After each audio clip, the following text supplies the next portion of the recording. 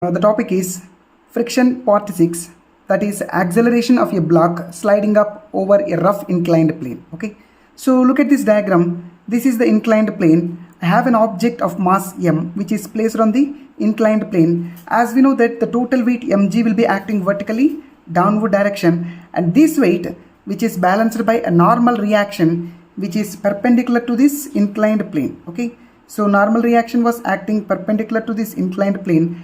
This normal reaction which makes an angle theta with respect to the weight, so that's why this component will be mg cos theta.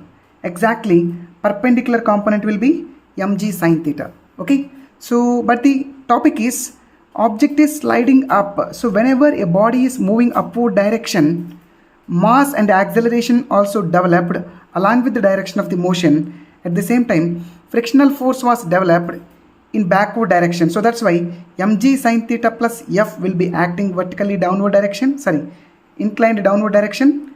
So mass into acceleration was inclined upward. So from this diagram easily we can write it as ma is equal to mg sin theta plus f. So here friction formula we know F is equal to mu into N. So I am writing the same formula here. Mg sin theta plus mu N.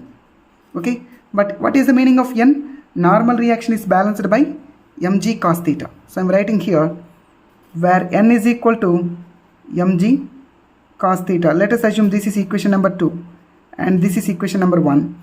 Substitute normal value here. Therefore, so I am going to write substitute equation 2 in 1.